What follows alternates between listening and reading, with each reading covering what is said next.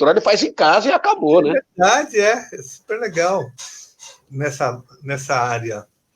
Lá a gente está trabalhando, Sérgio, votando, as coisas tudo virtual, tudo virtualmente. Trabalho virtual. Votação virtual, tudo virtual. Nossa, é um horror. Mas ao mesmo tempo, ontem vocês foram até a USP, né? Ontem fomos. A gente fez um ato lá com máscara, com distanciamento, assim, todo mundo no hospital, na frente de um hospital público. Muito louco isso. Eu vi lá o Celso lá também, estava com uma máscara lá, falando do hospital, é isso, né? Esse aí. Não, esse acho que foi a Cruz Vermelha que você foi de máscara, não foi, Celso? Não, esse aqui estava no HU, Hospital Universitário da USP. A Cruz Vermelha lá perto do aeroporto, eu coloquei a máscara na mão para poder falar, né? Ah, tá. Nossa, coisa. Nós já estamos no ar, tá? Mas estamos aguardando aí as pessoas acessarem. Já tem as pessoas já acessando. Daqui a pouco a gente começa a entrar no nosso assunto aqui do objetivo do Em Casa Tem Cultura. Ó, aqui, ó, 4 pessoas, cada uma na sua casa, e com o objetivo de levar... Falando sobre arte, cultura, música, educação. Tem muita coisa para falar aí hoje, né? As pessoas eu nunca tenho muita coisa para falar a verdade. Não, para falar a verdade, você tem muita coisa. Eu gosto mais de beber e de jogar conversa fora. As pessoas estão começando a entrar, ó. Tem várias pessoas, ó. A Lígia, Mena, a Graziela Binder, Cidinha Oliver. Tem bastante gente entrando aqui, ó. Chegando, Já. Bom, mas aí o objetivo aqui, né? O Em Casa Tem Cultura, até porque a cultura humaniza as pessoas. Quanto mais acesso à cultura a gente tem, mais sensível a gente fica às questões humanas, né? A gente entra em contato com o nosso subjetivo, com o nosso próprios sentimentos, e isso traz uma relação de entendimento pelo outro, né? Também. E por isso também que dentre outras coisas, que a gente vai para as escolas, né, levar literatura, levar música, para que mais pessoas tenham acesso a isso, né? Então, passar a palavra aí para o Celso dar as boas-vindas aí para a noite. Boas-vindas aí a todos que estão chegando, as pessoas estão chegando, a Luciene, o Sergei, a Lígia, a Jurema está chegando, a Maria Janásio, tem bastante gente chegando, e hoje uma noite especial, hoje uma noite diferente, né? Como o Márcio falou, a gente tem nossa programação, Minha Casa Tem Cultura, toda sexta-feira a gente está fazendo esse bate-papo, e hoje a gente tem um convidado muito especial, muito especial. Nós temos hoje o Sérgio Vaz, poeta, escritor, cofundador da Cooperifa, né, Sérgio? Prazer enorme ter você aqui. Temos também o nosso professor, nosso compositor, né, e o nosso deputado aqui, Carlos Janás, que vem falar um pouco de música, tocar uma música para a gente, para ter esse papo. E do outro lado também nós temos o Márcio, Márcio Vidal, professor, poeta, escritor. Então, a gente tem uma roda de conversa aqui muito boa de cultura. Nossa, só craques na cultura. Então, prazer enorme ter vocês aqui com a gente, né? As pessoas estão chegando, muita gente mandando abraço. O Cooperifa já apareceu aqui, ó. Isso é uma praga. Dá uma praga boa, né? De tantas coisas ruins que a gente tem, Sérgio, isso é uma coisa muito boa, né? Uma coisa que veio para ficar, e aí querer que você fale um pouquinho também da Cooperifa, que a gente fala sobre poesia, sobre arte, sobre cultura aqui. E eu queria... O Carlos, né? O Carlos acho que está em 2 ou 3 compromissos ao mesmo tempo. Mas ele fez questão de passar aqui com a gente, ficar um pouco com a gente. Então, eu vou começar a passar a palavra já para o Carlos fazer uma saudação, falar um pouco, porque ele tem outros compromissos. Mas, Sérgio, ele falou assim, eu quero passar lá, vou ficar um pouco com vocês, que eu faço questão de dar um abraço no Sérgio, no Márcio e nas pessoas que estão aqui nos acompanhando. Carlos. Boa noite, Márcio Vidal, boa noite, Celso, nosso vereador, boa noite, Sérgio, né? Um prazer enorme boa noite. ter vocês aqui nessa roda de conversa, essa roda de cultura, na verdade.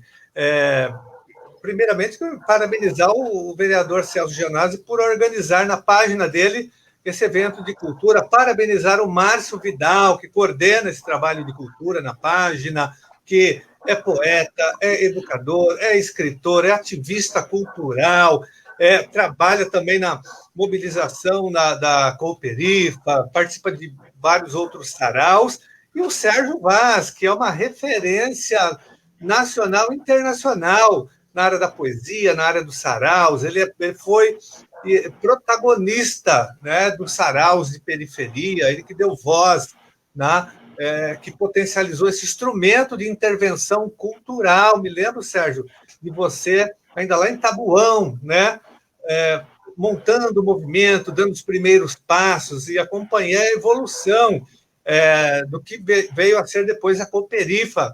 E já te conhecia antes até disso, como poeta, como escritor, que já escrevia, que já era uma pessoa da poesia, da música também, né? Eu lembro que nós discutimos o Caetano ou o Chico Buarque. Você era mais Chico, eu mais Caetano Veloso. A gente, né, bons tempos, né, que a gente fazia isso, tinha alternativas, né?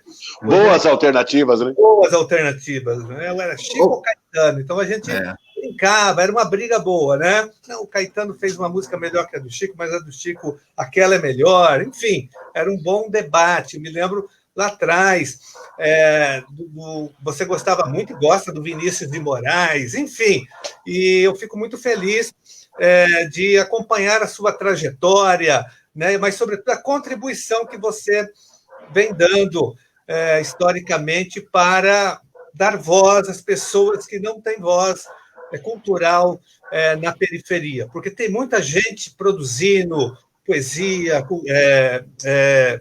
livros, né, escritores, poetas, cineastas na periferia, grandes músicos, cantores, artistas plásticos, só que não há espaço, porque os governos não investem nos espaços culturais. Agora, a produção já existe. Você, né, foi altamente criativo, transformou um bar de periferia numa região que, na época, era extremamente violenta, num ponto de cultura, antes da existência dos pontos de cultura. Você já foi protagonista até nisso, né?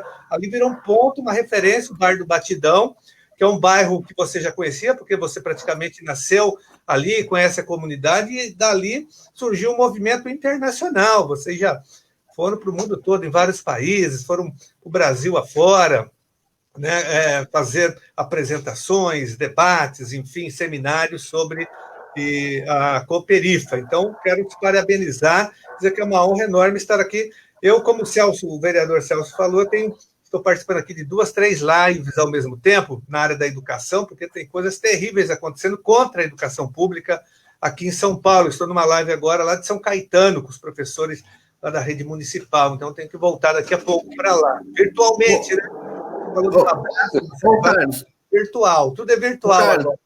O Carlos conta uma história, sempre conta, já contou para o Sérgio, já falou, quando o Sérgio fez o primeiro livro, o Carlos acho que participou do prefácio desse primeiro livro do Sérgio, e aí depois ele brincou com o Sérgio e falou assim: Sérgio, agora você é conhecido nacionalmente, mundialmente, agora eu não tem essa história aqui, agora eu não consigo mais fazer... É uma brincadeira que a gente faz, né? É uma brincadeira. Uma brincadeira. Sérgio brinca bastante com essas coisas todas. Virou uma referência do Brasil e mundialmente já. Exatamente. Bom, boa noite, né? Para mim também é um prazer estar aqui falando com o Márcio, o Carlos e o Celso. Como o Carlos diz, nós somos amigos de longa data, de parcerias, de lutas, de conquista. O Carlos estava lá em Taboão da Serra, quando a gente começou, ele, o Toninho, sempre dando apoio para a gente. E eu lembro quando o Carlos era professor na USEC, eu estava fazendo meu segundo livro, chamado A Margem do Vento.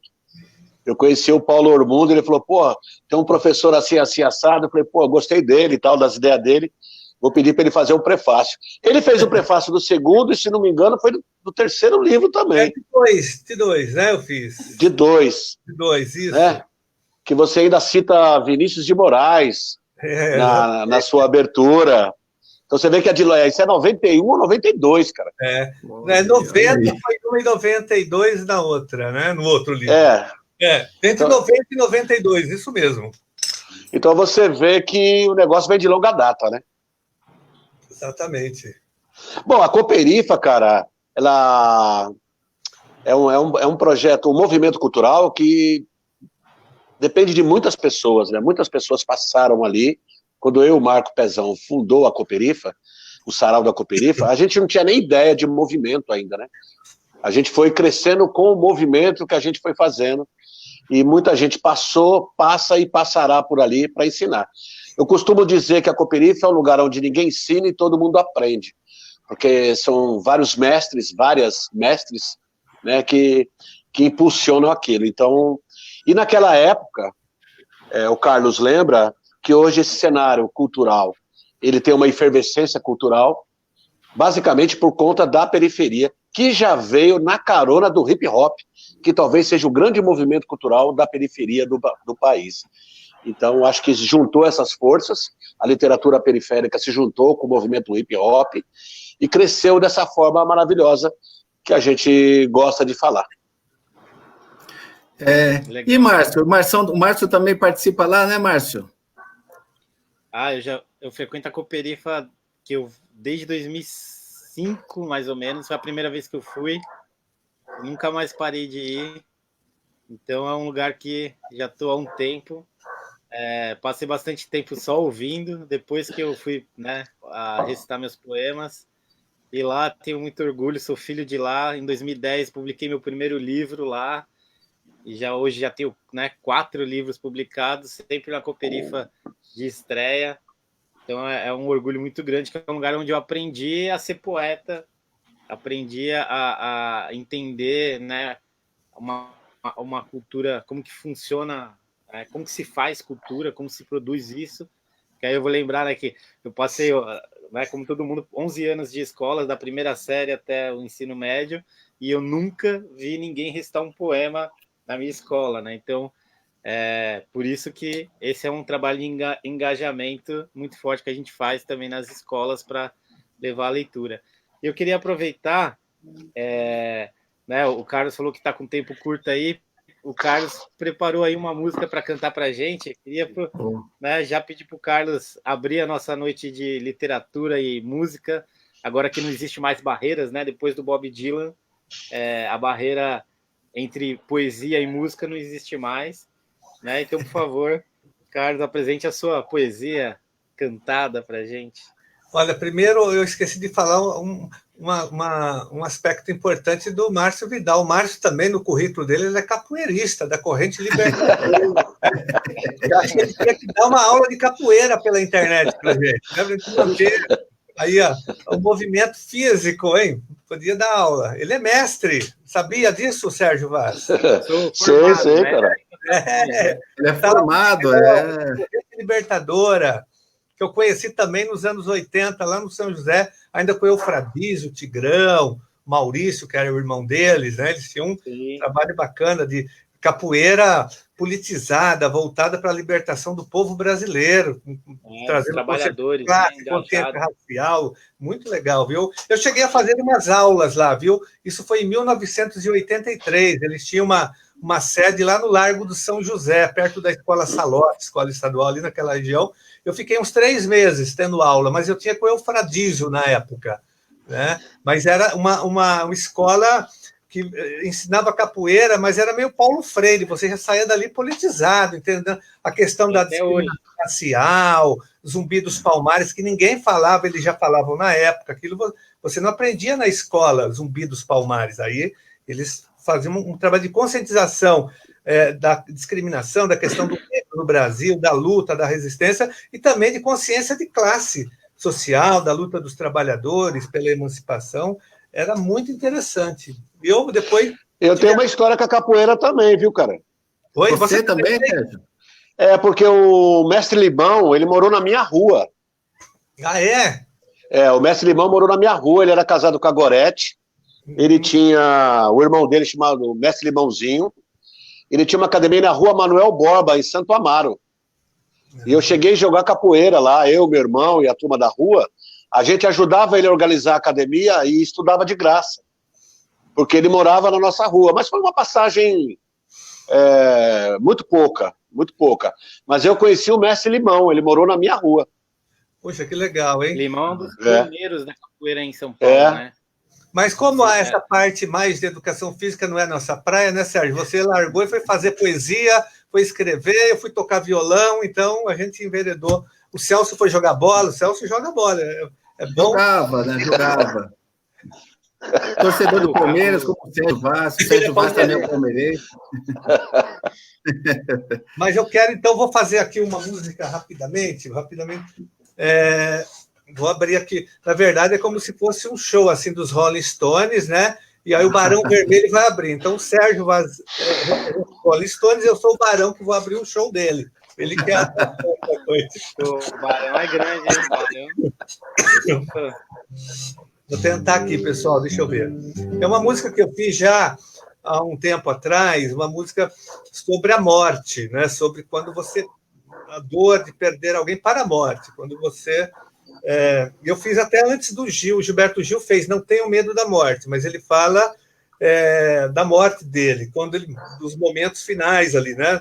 Que é bem interessante a letra dele, mas eu tinha feito antes, mas é quando você perde alguém.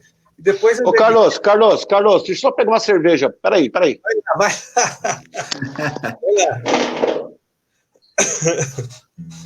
Eu estou tomando água. Da música, vai. Tomando água, hein? Água, ó. E essa música, cara, você fez, depois você vai falar... Senão ele não vai, deixa eu ver aqui se eu... Dá para ouvir aí o violão? Dá para ouvir, dá para ouvir. Vejam aí vocês, hein?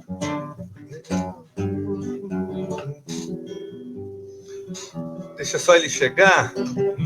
E hoje o presidente fez uma menção aí, Bolsonaro fazendo menção a Marielle, hein? Que coisa louca, né? Eu vou falar sobre isso, exatamente. Vou falar sobre isso aqui na música, porque ele citou, por isso que eu lembrei dessa música hoje. Olha só. Olha, porque ele falou da Marielle. Ele está com tanto medo que cheguem na investigação de que talvez a família dele esteja envolvida na morte da Marielle, que ele falou ali mais de uma vez, né?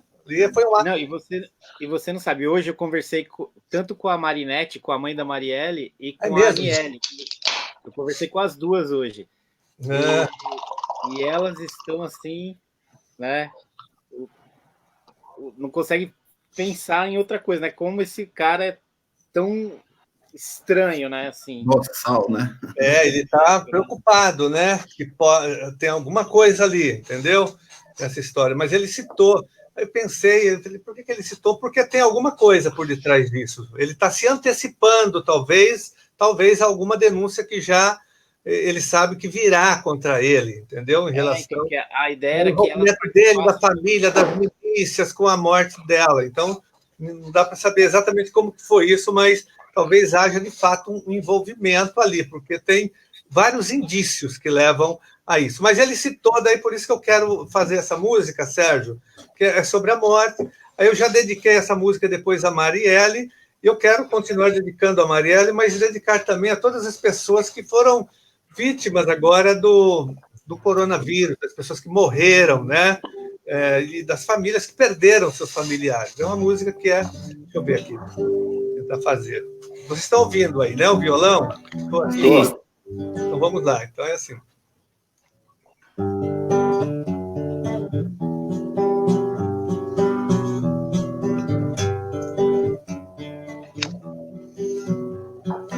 Você não morreu, ficou encantada, virou uma estrela, pra que eu possa vê-la, sempre, sempre estrela, sempre, sempre estrela.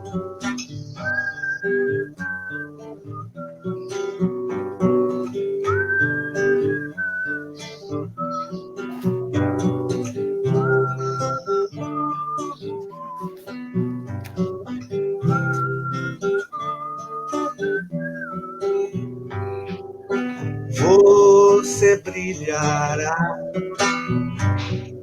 você viverá em meu coração.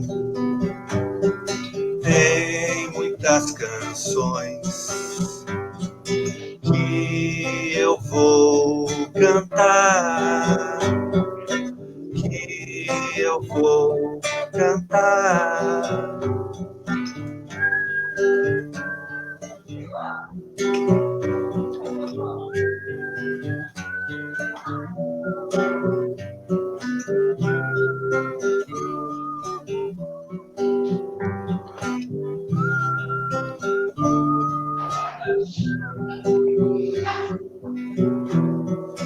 Tanto tempo faz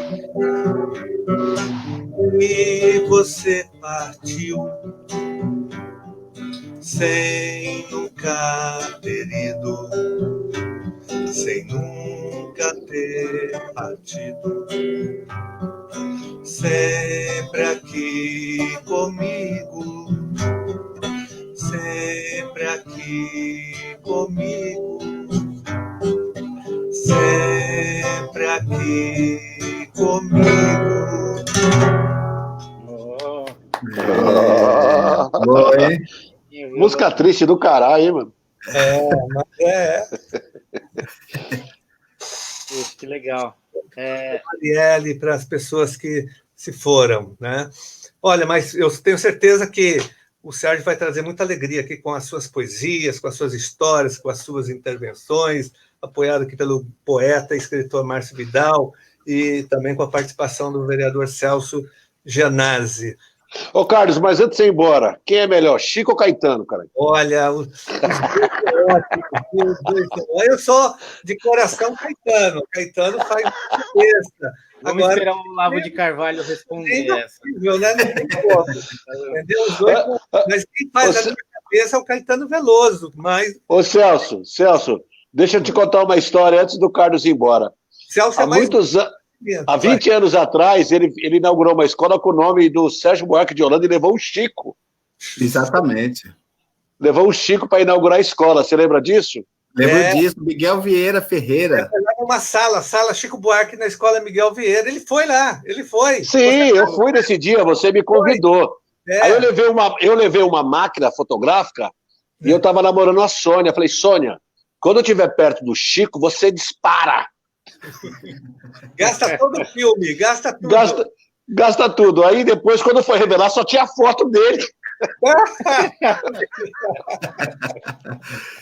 Eu não tenho nenhum registro. Você pediu divórcio. Estou rompendo com você. É mesmo. Não tinha mais registro lá, só tinha esse registro, né? Ô, Celso, era a minha chance, Celso. Era a minha chance. Hoje eu ia pegar essa foto hoje e falar, tô com o Chico desde antes, mano. Ó. Eu tenho várias fotos desse dia, talvez tenha alguma com você lá, junto com ele. Eu vou ver o álbum, se você aparece em alguma foto. Da hora. Foto. Aí, ó, vou dar uma revisada. Tem filmagem, nós filmamos e nós fotografamos também. Então, vou ver nas fotos. De repente, é histórico aquilo. Foi em 1999, outubro de 99, um sábado à tarde. Tanto é que, quando eu convidei as pessoas não, muita gente não foi porque não acreditava. O Gianazzi está com patrocinado, o Chico Buarque não vai em lugar nenhum, ele é mais difícil com o Roberto Carlos, né? Não vai. Carlos, como você convidou ele? Onde você convidou ele? Eu e não foi no dia. Depois que elas viram as fotos, poucas pessoas foram. Você viu que não estava tão lotado, porque as pessoas foram assim desconfiadas. Eu falei, será Chico Buarque? Né? Ele foi lá na escola, cantou para as crianças, depois ouviu também algumas músicas, conversou com os professores. Foi um dia histórico para nós. Não, todos. Foi mesmo. É uma pena que não tem um registro, né? Puxa vida, hein? E você ainda continuou com a Sônia, né? Depois que ela fez com você. Mas eu não posso nem culpá-la, né, meu? Ela é casada com um cara feio. Aí encontra o Chico Buarque. Era no tempo do filme ainda, Sérgio. Era no tempo do filme, tinha que revelar tudo. Tinha que revelar. Não, e eu fiquei na semana inteira esperando a revelação do filme, né? Porque eu ia esfregar essa foto na cara de muita gente, né, cara? Pô, eu tava com o Chico, caralho. Tem Uma brincadeira que o pessoal fala ó, que toda mulher é fiel desde que ela não encontra o Chico Buarque na frente dela. Né? Ô, Sérgio, mas de lá para cá muita coisa mudou, né? Muitas coisas mudaram e hoje o Chico pode falar que ele está do seu lado, né? O Chico do lado do Sérgio Vaz. Não, ainda não. Vamos. O Carlos, o Celso e Márcio, quando eu comecei a namorar com a Sônia, o Chico Buarque fazia 11 anos que não cantava em São Paulo. Ele fez um show no Palace. Ele fez um show no Palace, no antigo Palace. Não é do Palace, era naquele. Nessa época de 99, era aqui no Credit Card. Lembra não, era no Palace. Não, esse show aí, quando ele foi fazer. Quando ele foi na Escola Miguel Vieira, em 99, ele estava fazendo show. Tanto é que ele saiu do show da nossa escola às 5 da tarde e já foi para o Credit Card para ele ensaiar o show à noite. Mas então é que você conheceu ela antes, né, disso? Antes do show, você está falando? Eu acho que não tinha nem Credit Card naquela época. Ah, tá. Então foi antes foi antes de 99. Ah, sim. Daí era o Palace. Aí vai vendo. Aí eu estava namorando com ela, quis impressionar, comprei um ingresso ali na frente, no Gargarejo, né? Aí nesse dia, tava cheio de celebridades, assim. Suplicy, Rita Lee, tava um monte de gente famosa. Aí eu lembro que eu entrei no Palace e veio um monte de fotógrafo na nossa direção. Aí um cara olhou e falou assim, não é ninguém não. Aí todo mundo voltou. Sacanagem. E era verdade, né? Mas assim, eu achei estranho que quando eu entrei, todo mundo, os fotógrafos, vieram tudo em cima. Quando o cara olhou, eu falei, não é ninguém não. Aí todo mundo voltou. Nossa. Eu queria aproveitar agora, não sei se o Carlos tem mais uns 2 minutinhos aí. Diga lá, lógico. Queria pedir para o Sérgio, né? Ler alguma coisa para a gente, abrir a noite aí com seus textos. Carlos, é uma indicação aí para você fazer uma música em cima aí, hein? Olha isso aí, ó.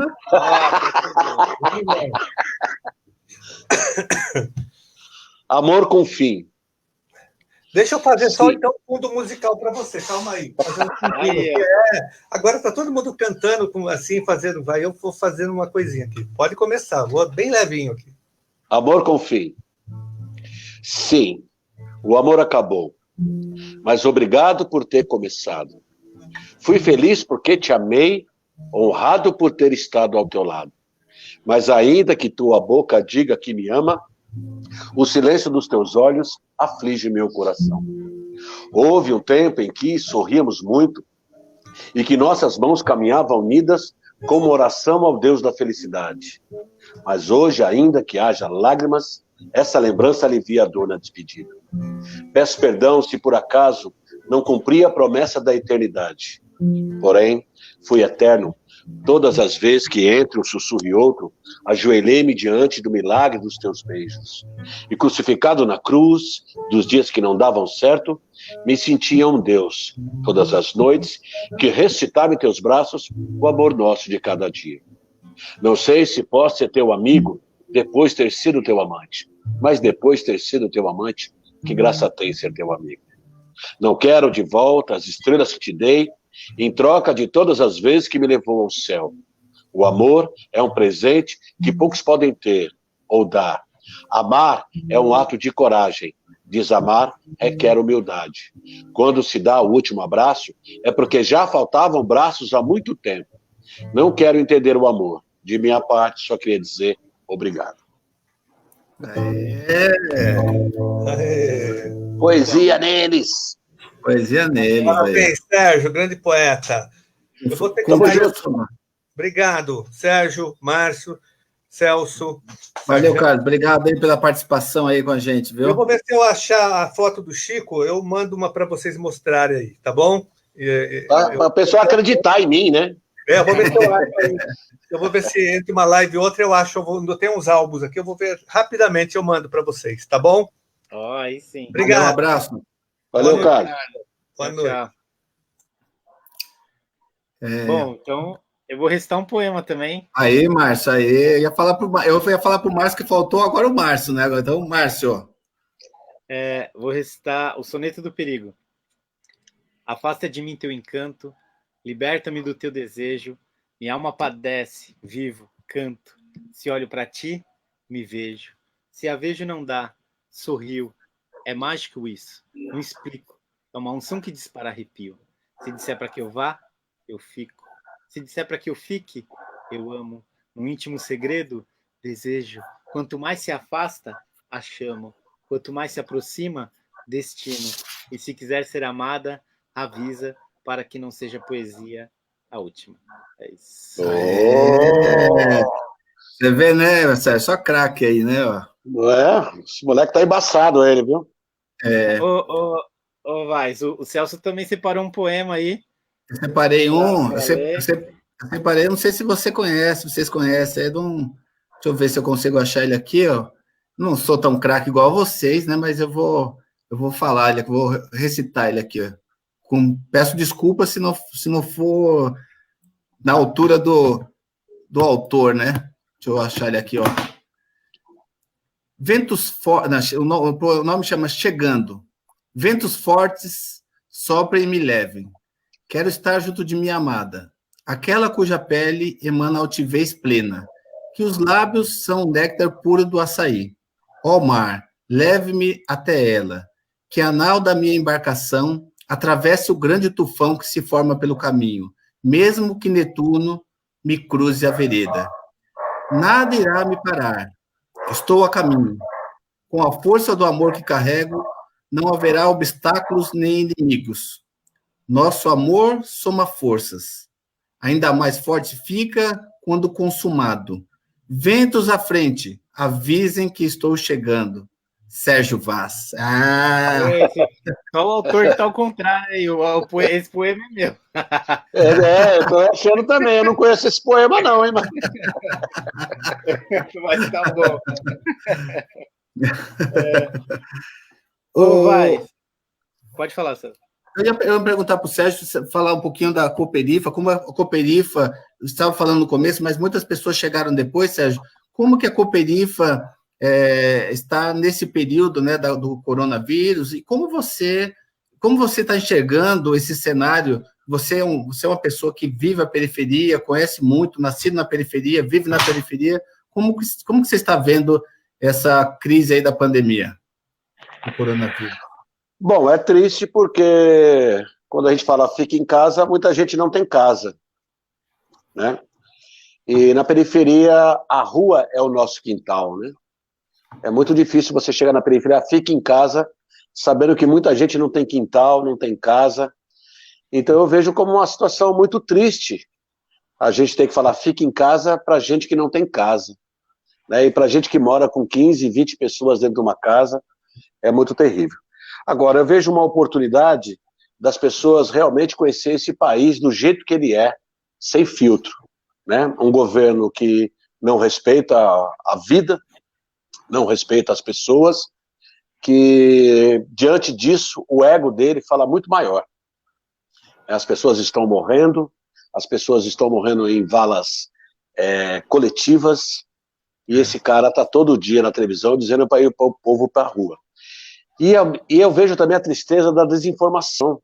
É muito difícil a gente conscientizar o nosso povo, tão maltratado por falta de educação pública de qualidade, por falta de cultura, por falta de saúde. Eu nem condeno o povo, porque o povo é consequência de governos centenários, né? Então eu vejo com muita tristeza. E eu não sei se ir para casa a gente vai se tornar uma pessoa melhor quando sair de casa.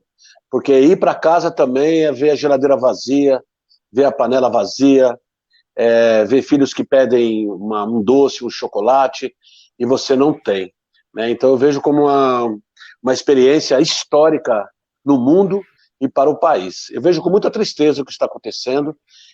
Eu só tenho perguntas, eu não tenho nenhum tipo de certeza do que vai acontecer depois, quando a gente sair de casa. Pode falar, Márcio. Como você pensa...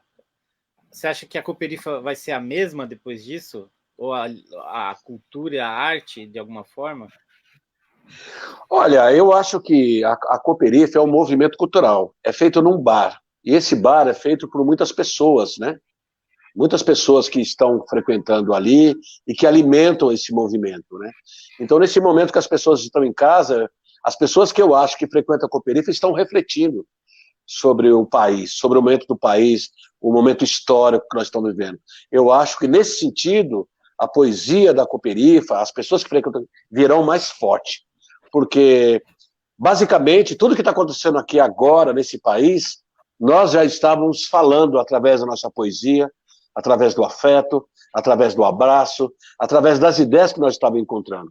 Eu costumo falar que o movimento cultural de periferia é a nossa primavera árabe, a nossa primavera de Praga, é a nossa primavera periférica, né? E quando você pega a poesia, desce ela do pedestal e beija os pés da comunidade, não tem volta mais. Então eu acho que aquilo que foi plantado na Cooperifa não tem volta mais. A cidadania, a humanidade. Então, se tiver uma humanidade melhor, eu acredito que as pessoas que frequentam a Cooperifa estão preparadas para receber essa humanidade. Tomara que ela venha da forma que a gente pensa, como otimista e poeta que é. Legal. Tem mais um texto aí para gente? Boa. Amei certo as pessoas erradas. Amei errado as pessoas certas. Nunca fui bom em amar e ser amado. Amar me parece coisa para profissionais e não para amadores como eu. Boa, hein? Direto e reto, curto assim, né? Fala de amor, né? Pô, num tempo tão triste, né, Sérgio? Tem que falar de amor, tem que falar um pouco de poesia, tem que falar da realidade, mas também tem que ser suave, né, Sérgio? Eu acho que essa é uma marca da literatura periférica, né? Como eu disse, eu tenho uma gratidão pelo hip hop, porque acho que o hip hop foi quem acendeu essa chama na periferia, né? Quando veio Eu Sou da Favela, e daí? Eu sou negro, e daí? E que essas pessoas, pretos e pobres, começaram a falar de periferia de uma forma que o Gil Gomes não falava, né? Então, a nossa literatura, ela tem uma marca, porque além de denunciar, como diria Paulo Freire, ela anuncia também, né? É uma literatura que critica, mas também fala de amor, do nosso cotidiano, fala de racismo, fala de homofobia, fala de beijo na boca, que talvez os grandes escritores, ditos grandes escritores, não falavam. Então a nossa literatura é sem filtro, somos nós contando a nossa própria história.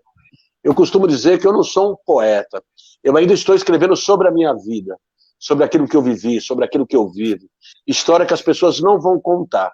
Então eu acho que a literatura periférica é quando você corta o atravessador, é quando você fala, agora quem vai contar a história sou eu. Então eu acho que é isso que eu acho que movimenta a nossa cultura, a cultura da periferia, vários saraus, vários movimentos, agora se agregou os slams, é um movimento muito forte, dominou as escolas, dominou a rua, dominou as praças, dominou os bares, e a coisa mais elegante que é, feita pelo povo, para o povo. Mais democrática que isso não existe, né, Sérgio?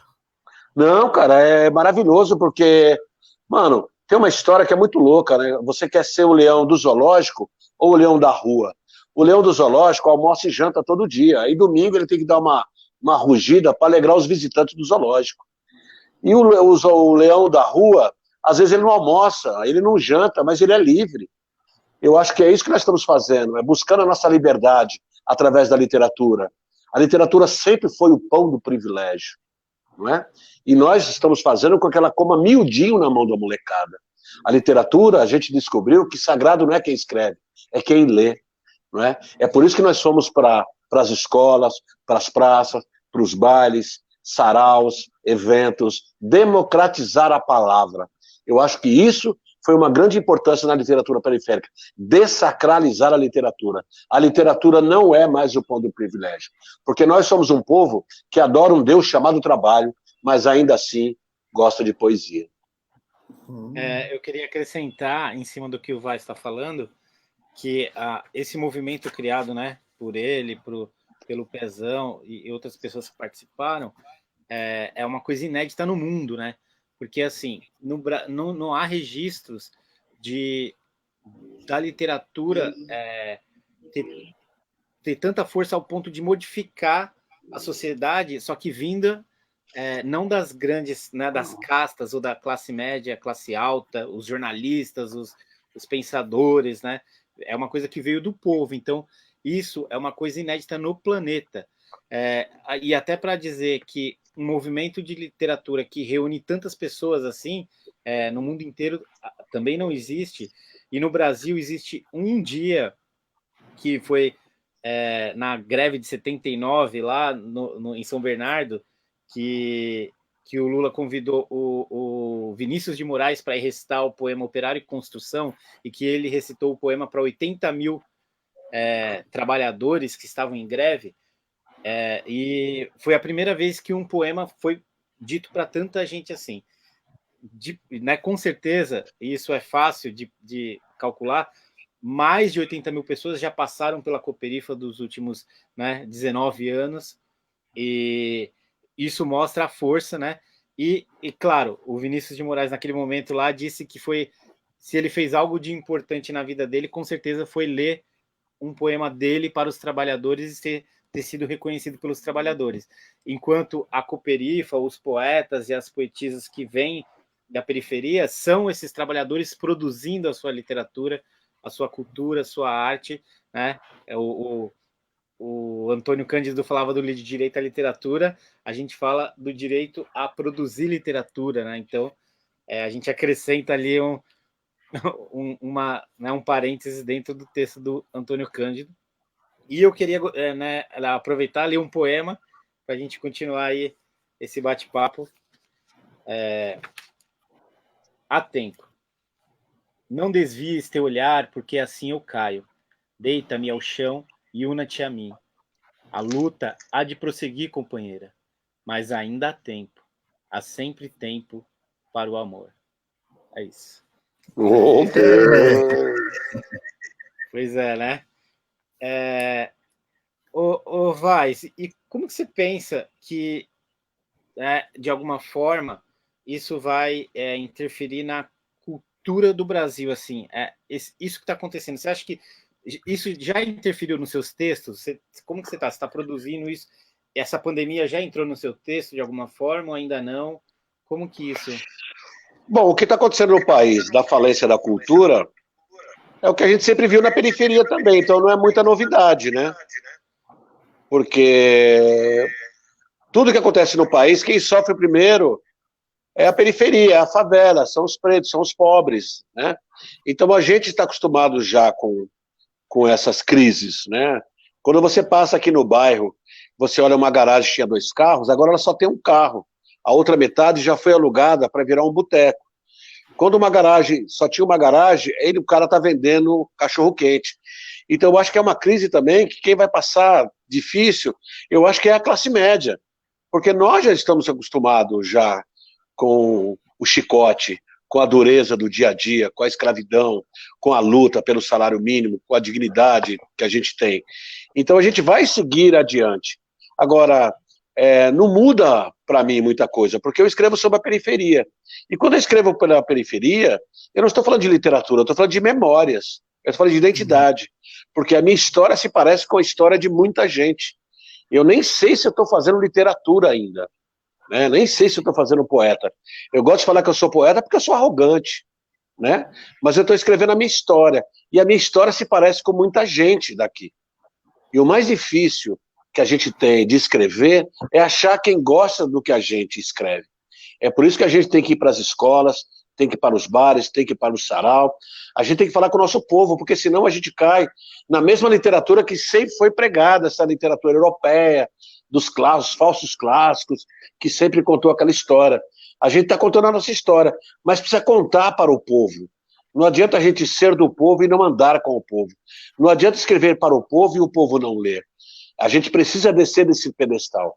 Não é porque a gente mora na periferia e faz literatura que a gente é melhor do que a pessoa que não gosta de ler. A gente tem que estar em contato com quem não gosta de ler. Falar para quem está acordado, para mim, pouco me importa. Fazer parte de um clube de leitores é da hora, eu gosto. Mas eu quero falar com quem nunca ouviu poesia, com quem nunca leu um livro. Eu acho que é isso que está faltando para o nosso país, é encontrar gente que goste e se sinta do povo, para falar com o povo, né? Porque esses caras da direita, eles sabem falar com o povo. Quando eles dizem escola sem partido, eles estão dizendo todo mundo quer, ninguém quer escola com partido, não é verdade?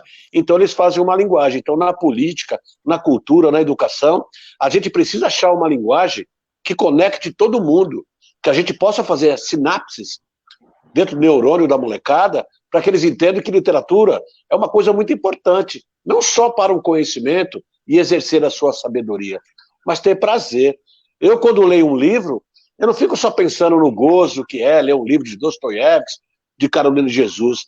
Eu vejo o prazer, cara, de você poder viajar outros mundos além do seu, de fazer essa conexão dos neurônios, que é a sinapse cultural.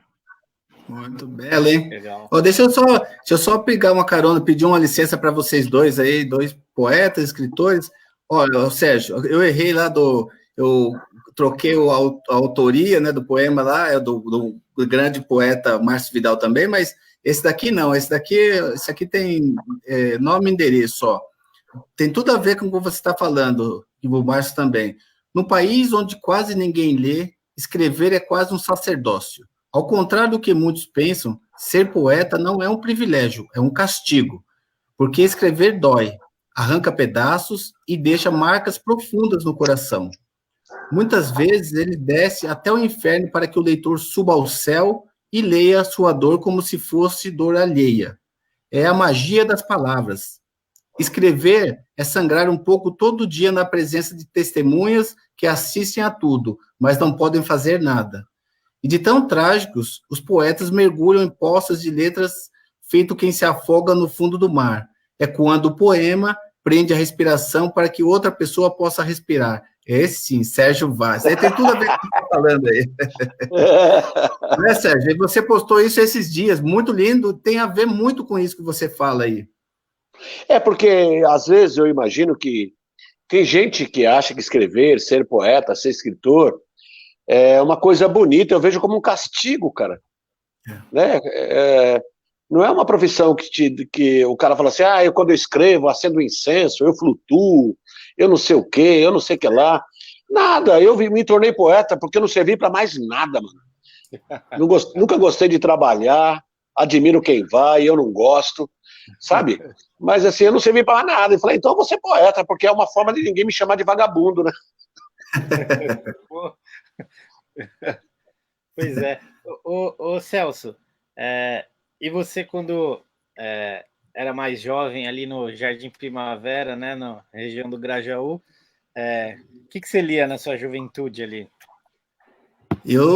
Nós estudávamos na escola pública ali, nós líamos a literatura obrigatória das escolas, né, Dom Casmurro, Érico Veríssimo, a gente não tinha essa cultura, né, Márcio, a gente veio adquirindo depois, né, com a vivência, tudo, nós fomos depois pegando gosto ali pela leitura, participávamos dos grupos de jovens ali do Jardim Primavera, com o Padre Lorival, Pegorário ali, então a gente tinha esse encaminhamento, então venho pegar esse gosto pela leitura depois.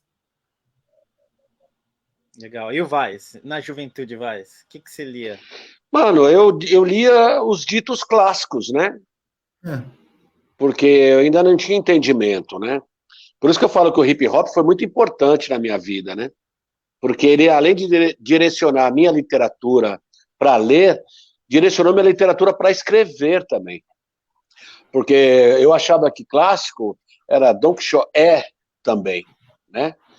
Também. A gente não pode negar essa literatura europeia. É uma pena que não inclua outras literaturas, a literatura negra, a literatura feminina, LGBT, periférica, e assim por vai. E assim vai, né? Mas eu li os clássicos, Don Quixote, Os Miseráveis de Victor Hugo, Milan Kundera, Dante, Kafka. Mas aí quando eu li o livro da Carolina de Jesus, Quarto Despejo, aí chapou geral. Apaixonou, né? Aí eu falei, não, eu tô de chapéu, vou contar sobre a minha aldeia, diria Tolstói, né? Vou contar sobre a minha aldeia, vou falar sobre a minha periferia, a minha quebrada, o lugar que eu vivo, e que se dane. Eu nunca quis ser essa figura. Eu quis escrever sobre a periferia, sobre a minha infância. E um dia eu pensei assim, se eu escrever da minha infância, eu vou falar de várias infâncias, as pessoas vão se identificar comigo. Porque eu sou um cara da periferia, eu cresci na periferia. Eu cresci dentro daquele bar que é o Zé Batidão. Eu joguei bola na Várzea, eu joguei futebol de salão, eu vendi sorvete, eu engraxei sapato, eu trabalhei em circo vendendo chocolate. Então eu sou um cara da periferia, um cara que trabalhou, pegou ônibus, pendurou no ônibus. Eu sou frequentador dos Vales Blacks nos anos 70, nos anos 80, eu fui escovinha, cortei negócio do banco de couro do ônibus para fazer a pizza, né? Você eu fui tinha criado... que esconder que era poeta, né? Tinha que esconder que era poeta. Então, hoje eu falo, cara, era a periferia dos anos 70, 80, eu tenho 55 anos, né? Então, eu faço parte dessa geração, eu não posso ignorar a minha geração. Então, eu estou contando essa história, ainda não tenho tempo ainda de falar, eu tenho vontade de fazer um livro de ficção, mas eu ainda tenho coisas para contar sobre a nossa geração, sobre aquilo que acontece, e às vezes, como o Celso leu aí, escrever dói, cara. Porque é buscar memória. Memória é identidade.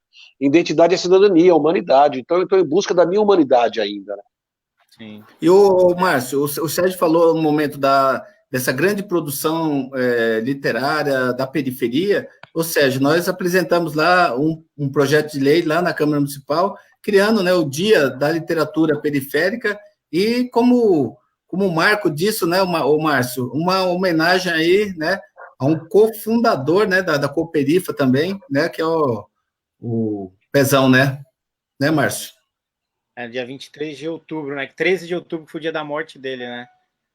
Então, ele morreu quase no dia da fundação do Sarau da Cooperifa, cara. Pois dia 19. Então, é uma homenagem que se faz a todos os saraus, né, das periferias e representado aí pela Cooperifa, né, que é um grande ícone, né, da nossa cultura aqui, já, Sérgio. Então, E aí, Sérgio, gostaria até de nesse embalo, te perguntar o seguinte: você é dessa área da cultura, você é poeta, escritor, como que ficam as pessoas que vivem de cultura, né, nesse momento aqui? Há pouco amparo, quase nenhum amparo às pessoas que vivem, né, nesse momento de cultura por conta aí do coronavírus. Bom, primeiro que a Cooperifa é feita num bar. Se é feito num bar é porque não tem espaço público para a gente fazer cultura. Né? Então ela já foi criada pensando no espaço público, que o único espaço público que tinha na periferia na época era o bar e a igreja evangélica. Mas você percebeu que nós somos muito mais bar do que a igreja evangélica. Nada contra a religião de ninguém, né? Eu vejo que a gente vai continuar lutando. A nossa sina é lutar. Eduardo Galeano fala o que é utopia. Utopia é você olhar para o sol, você caminha diante dele e ele se distancia. Nós somos utópicos, cara. Nós queremos fazer cultura num país, cara, de racista, de fascista. Né? Então, nós somos heróis e heroínas tentando fazer cultura num país que odeia a periferia, odeia o povo negro, odeia o povo periférico, odeia índio, odeia mulher, odeia gay, odeia lésbica. Então, é uma luta muito difícil. E talvez agora, fazendo a live, o cara cria seu próprio espaço, ele democratiza seu próprio espaço. Mas não é uma opção, isso é necessidade. Não é? É necessidade do cara criar o seu próprio espaço. Eu vejo com muita tristeza, artistas estão desamparados, né? A gente está desamparado pelo poder público, pelo governo, pela prefeitura, pelo governo federal, está desamparado, mas a gente segue lutando, como sempre, lutando. É por isso que a nossa literatura, a nossa música, o nosso teatro, a nossa dança, ela é militante, porque a luta não acaba quando um consegue, né? Não acaba quando um ganha. Por exemplo, um artista agora ficou famoso, beleza, para ele, individualmente, é muito bacana e a gente torce por isso. Mas a gente precisa que o coletivo também se sobressaia. A nossa luta é lutar pelo coletivo, e a Cooperifa é o coletivo. O Tony Ormundo colocou uma mensagem aqui embaixo, né, Márcio? Ó, Tony Ormundo, grande professor, grande militante social, ó, começou no Garajão, olha aí, ó. O Antônio Ormundo estava lá, cara. O Antônio Ormundo estava lá. O Toninho é meu chapa, cara. Você é louco. Eu vi que a Lu Souza estava aí, entrou aqui a Lu Souza também, né? Lu Souza.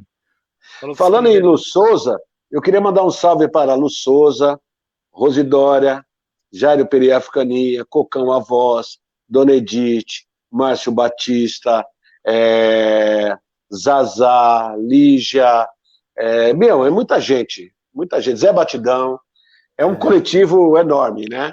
E às vezes eu estou aqui falando, mas junto, não é nem por trás, junto tem muita gente que movimenta esse movimento. Nós tivemos um dia desses aí, quando podia estar a reunião presencial, o Cocão A Voz foi lá na Câmara Municipal, Sérgio, fazer uma abertura, uma palestra lá com o pessoal da EJA, Educação de Jovens e Adultos. O pessoal ficou maravilhado com ele, né, Márcio? Da produção que tem, do bate-papo, da experiência, falou da Cooperifa, foi muito importante, muito interessante, muito bonito. Foi a nossa última atividade cultural da Câmara, né, que em seguida ela fechou já na semana seguinte. Mas eu acho que a importância do nosso movimento é que não basta você escrever, a gente tem que lutar para que as pessoas leiam. Né? É preciso ir nas escolas públicas, ser parceiro dos professores, das professoras, para a gente falar a importância da literatura. Ser generoso, a gente ser humilde, para entender que se as pessoas querem ouvir literatura, tem que ser do jeito delas, não do nosso jeito. Então a gente tem que praticar literatura, não basta falar de literatura, não basta ser técnico de literatura, tem que ter humildade para falar com as pessoas que não gostam de literatura. Eu acho também, acho que é um trabalho muito difícil, inclusive, né? Você tentar convencer as pessoas de que ler é legal, que ler é importante, e com a literatura a gente consegue essa abertura maior aí de alcançar, né, que as pessoas pensam, os sentimentos, né, que todo mundo tem, a raiva, o amor, a angústia, enfim, os desejos, e a literatura possibilita esse aproximar aí, né, entre os artistas e o leitor, né, as pessoas. E eu queria aproveitar e perguntar para o Celso, né, você fez a pergunta para o Vaz, como ficam os trabalhadores da cultura, né, e como que você, enquanto vereador, a Câmara Municipal, né, como que é uma atuação no sentido da cultura? O que um vereador faz? Pegar a cerveja.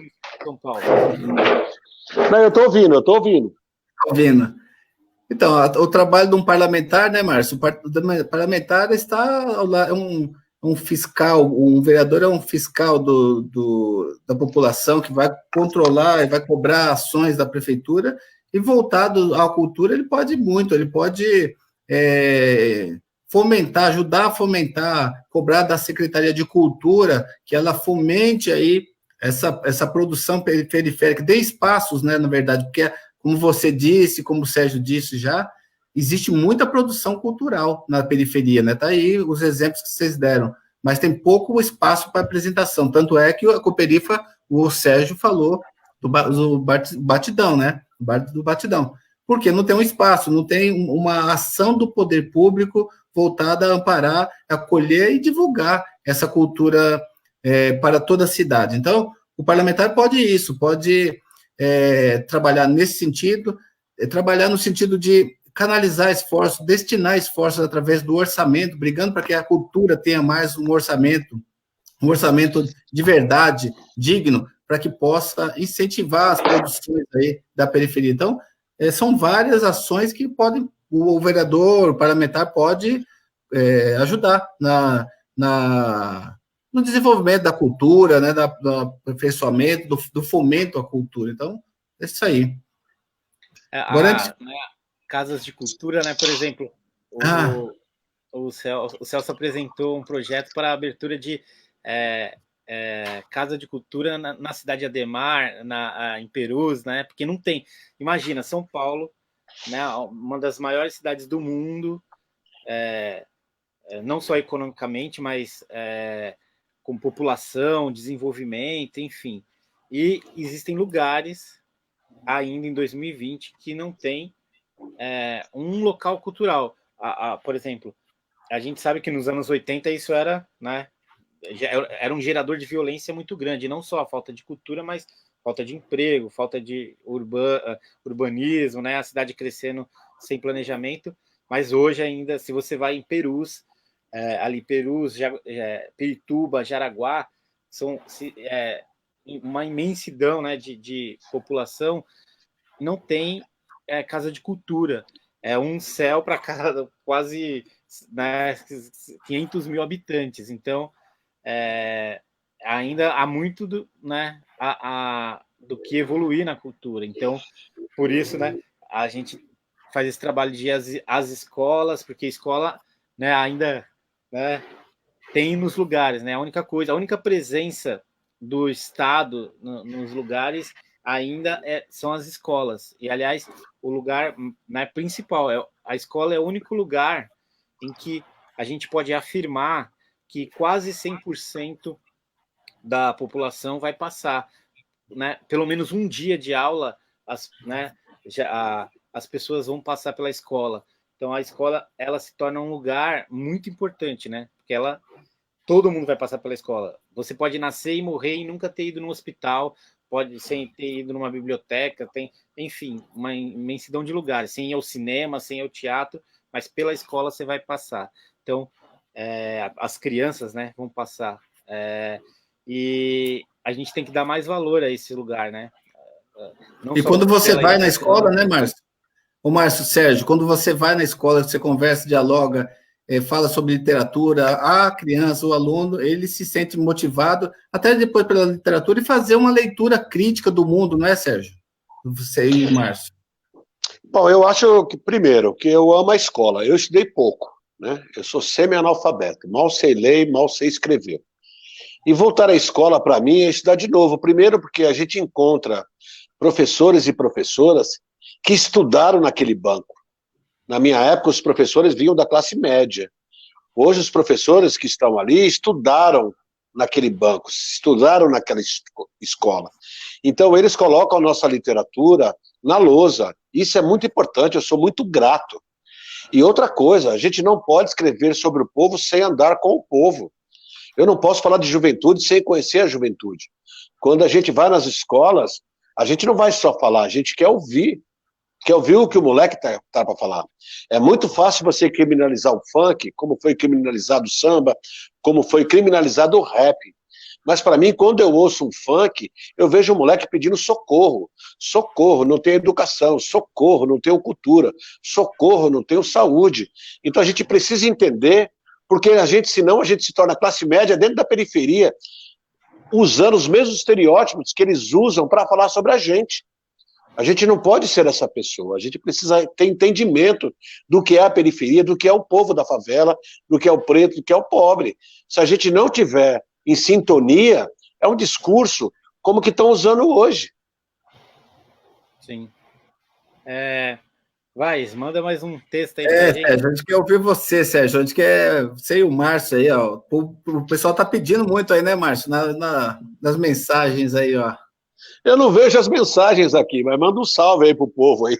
O Márcio pode falar, o Márcio tá vendo ali a mensagem, né, Márcio? Pô, eu tenho colocado aqui várias mensagens, né? Quando eu coloco aqui, você enxerga, Sérgio, não? Não. Não. É que eu tenho colocado aqui, ó. Não, mas tá tudo certo, tá tudo certo. Mas tem muita gente mandando um abraço, muita gente entrando. A poesia é o esconderijo do açúcar e da pólvora. Um doce, uma bomba, depende de quem devora. Muito bom. Eu quero saber de vocês aí, o que vocês estão lendo, cara?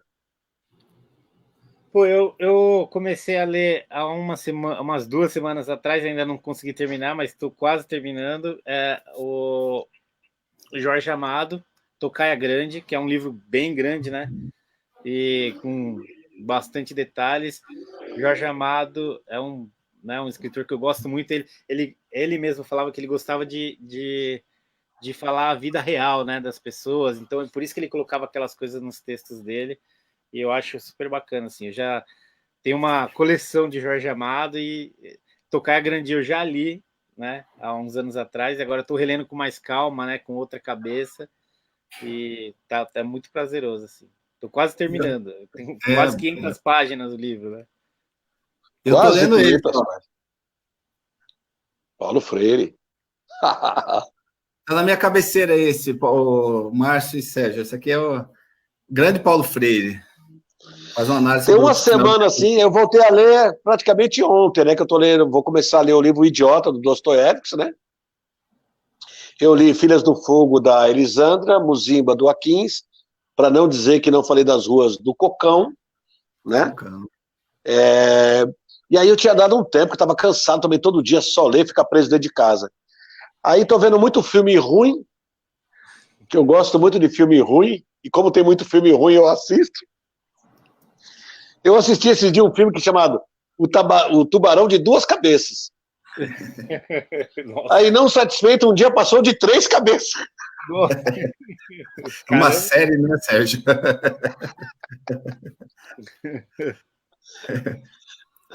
E aí eu tô lendo agora, eu comecei a ler agora O Idiota, do Dostoiévski, que é um autor que eu me apaixonei, né? O Leandro Poça d'Água veio aqui e falou tanto dele, era um autor que eu tinha medo de enfrentar. Eu tô lendo e leio essas coisas aí, todo dia eu tô lendo um pouco. E tem produção aí à vista aí para os próximos meses aí, o Sérgio e o Márcio também. Eu tenho um livro pronto, cara. Tô doidinho para soltar. Olha aí. Por favor. Olha aí, ó. Tá bom, agora já dá para mandar fazer, para depois, quando todo mundo voltar, você... Tô esperando. Quero estar nessa fila aí para pegar um, hein? Faz favor, mano.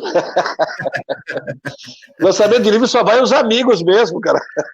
É nada. Eu já fui, já vi que não é isso, não. Ó, amigo que fica numa fila enorme lá.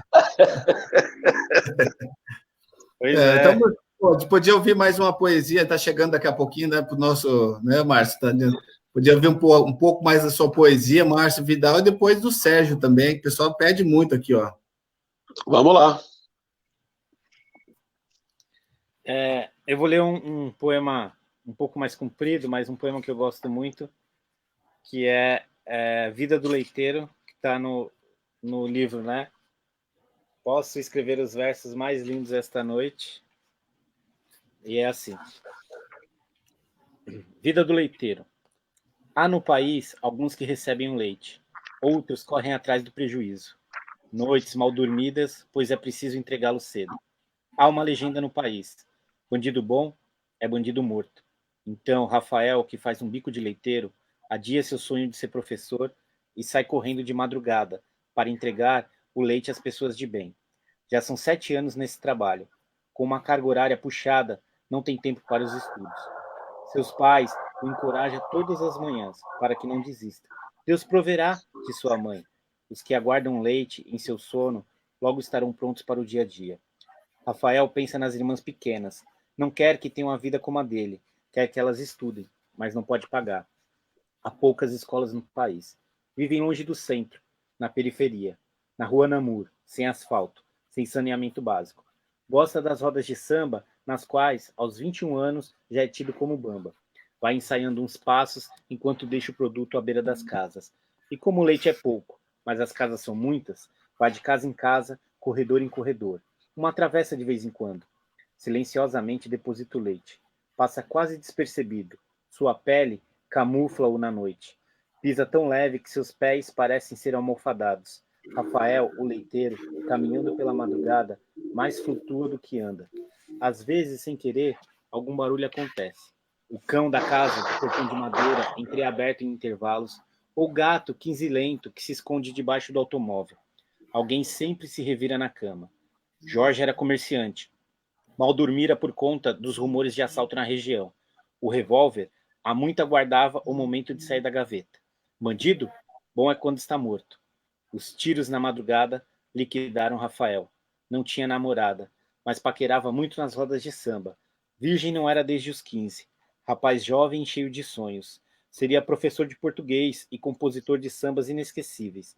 Cedo demais para morrer. Jorge repara que fora o leiteiro e se desespera. Corre pela rua. Meu Deus, matei um inocente. Arma nas mãos de gente de bem também mata trabalhador. A vizinhança se assusta com a tentativa de assalto. Somente Jorge defende o pobre rapaz ao chão. Um engano. Este é filho de meu pai, nosso senhor.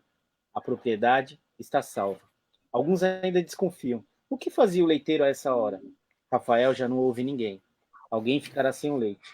Seus objetos de trabalho espalham-se pela rua. Latas reviradas e garrafas estilhaçadas. Seu sangue escorre, mistura-se entre a noite e o dia, formando o amanhecer sombrio que perdurará na casa de Rafael mais do que uma triste aurora. É isso. Boa! Sérgio, você está falando que você não consegue ler, tem a Rosilene Menezes, é uma doutora lá, médica, que está na linha de frente do combate ao coronavírus, lá do HSPM, do Hospital Servidor Público Municipal, falando que ela quer ir no lançamento, né? Faz um grande trabalho lá. A Domênica Castro, que é você a primeira da fila, olha aí, você o pessoal já está se preparando. Já tem 2 pessoas já, né, cara? Não, 2. 3, né? O Jarbas Monteiro fala, a periferia agradece os mestres, olha aí, ó, o pessoal tá... Aí, ó, Domênica. Tem muita gente. Hora. Ô, Vaz, tem gente pedindo novos dias. A gente... né, a nossa live já está com 1h10, né? A gente vai daqui a pouco encerrar, né? Então, você podia encerrar com novos dias, né? Por favor, para dar uma esperança aí nas suas palavras para a gente. Será um prazer. Bom, queria agradecer ao Celso, ao Márcio, né? Para mim é um prazer. A gente está aqui dentro de casa, a gente gosta da rua, né? Não tem jeito. Eu tenho fugido das lives, o Márcio estava me convidando, eu tenho fugido das lives porque eu gosto da rua, mano. Eu gosto do boteco, gosto da beira do campo, eu gosto de comer pastel na feira, eu gosto do sarau da cooperifa, eu gosto de ir nas escolas. Eu estou tentando me adaptar em casa. E o Facebook é um lugar que eu não frequento muito, né? Assim, eu estou na rua. Então, é um prazer para mim, uma honra. Muito obrigado aí pelo trabalho, obrigado pelas pessoas que estiveram aí. Marcião, Celso, estamos juntos, estamos na luta aí. Então, eu queria encerrar fazendo novos dias. Legal. Este ano vai ser pior. Pior para quem estiver no nosso caminho. Então, que venham os dias, um sorriso no rosto e os punhos cerrados, que a luta não para. Um brilho nos olhos que é para rastrear os inimigos. Mesmo com medo, enfrente-os. É necessário o coração em chamas para manter os sonhos aquecidos. Acenda fogueiras. Não aceite nada de graça, nada. Até o beijo só é bom quando conquistado. Escreva poemas, mas se te insultarem, recite palavrões. Cuidado, o acaso é traiçoeiro e o tempo é cruel. Tome as rédeas do teu próprio destino. Outra coisa, pior que a arrogância, é a falsa humildade. As pessoas boazinhas também são perigosas. Sugam energia e não dão nada em troca. Fique esperto, amar o próximo não é abandonar a si mesmo. E para alcançar utopias, é preciso enfrentar a realidade. Quer saber quem são os outros? Pergunte quem é você. E se não ama a tua causa, não alimente o ódio. Os erros são teus, assuma-os. Os acertos também, divida-os. Ser forte não é apanhar todo dia, nem bater de vez em quando. É perdoar e pedir perdão, sempre. Tenho umas notícias. Quando o bicho pegar, você vai estar sozinho. Não cultive multidão. Qual é a tua verdade? Qual é a tua mentira? O travesseiro vai te dizer. Prepare-se. Se quiser realmente saber se está bonito ou bonita, pergunte aos teus inimigos. Nesta hora, eles serão honestos. E quando estiver fazendo planos, não esqueça de avisar os teus pés. São eles que caminham. E se vai pular 7 ondinhas, recomendo que mergulhe de cabeça. Muito amor, muito amor, muito amor, mas raiva é fundamental. Quando não tiver palavras belas, improvise. Diga a verdade. As manhãs de sol são lindas, mas é preciso também trabalhar nos dias de chuva. Abra os braços, segure na mão de quem estiver na frente e puxe a mão de quem estiver atrás e não confunda briga com luta. Briga tem hora para acabar e luta é para uma vida inteira. O ano novo tem cara de gente boa, mas não acredite nele. Acredite em você. Feliz todo dia. Cooperifa! Cooperifa! Cooperifa! Saudade desse lugar. Saudade. Sérgio, muito obrigado, hein? Obrigado por aceitar estar aqui com a gente, dando uma aula, né, Márcio? Vocês uma aula, um sopro de esperança, uma palavra amiga, de um poema que as pessoas que façam refletir. Então, muito, muito bacana. Vamos ver se a gente faz mais vezes e mais presencialmente também, quando tudo isso ir passar, né, Sérgio? Então, muito obrigado mais. Gratidão pela sua participação. O meu recado é, não é hora de ter medo, irmão. Vamos para cima. Da hora. Valeu, Márcio. Obrigado também pela sua participação, pela sua coordenação aqui da live e todas as pessoas que nos acompanharam aqui nas redes sociais. Legal. Queria agradecer também, primeiro, né, ao Celso pela oportunidade, né, de fazer o Em Casa Tem Cultura aqui nas redes. Né, agradecer também pelo trabalho que você realiza aí diariamente. né, na Câmara Municipal aí, em defesa dos munícipes, dos nossos direitos, uma pessoa que eu acredito bastante, né, assim como o Carlos, que participou aqui no início com a gente, e agradecer ao mestre Sérgio Vaz, né, que é uma pessoa que eu tenho muito carinho e amor, um cara que, além de amigo, um poeta que, né, um dos meus poetas preferidos, eu posso falar que é meu amigo, um mentor também aí, tantas conversas que a gente tem que eu aprendo tanto, agradecer mais uma vez por estar aqui, pelas parcerias de sempre, tamo junto, mestre, tamo junto, Celso, né, agradecer a todo mundo que está aí, a periferia, colou em peso aí também, as professoras, as médicas, né, que também apareceram, o pessoal dos profissionais da saúde, dizer que estamos aqui também, né, por vocês, e é isso. Quem quiser seguir, @poetasv no Instagram, e também poetasv no Facebook, @Celso Gianazzi, né, no Instagram, no Facebook, e @Márcio Vidal Marinho. Quem ainda não curtiu aí os Vaz, a partir de agora já deve estar curtindo aí, o Celso também. E é nóis. Valeu, gente. Um abraço. Valeu. Tamo junto. Tamo junto. Abração, Márcio. Abração, Sérgio. Deixa eu tomar uma cervejinha aqui.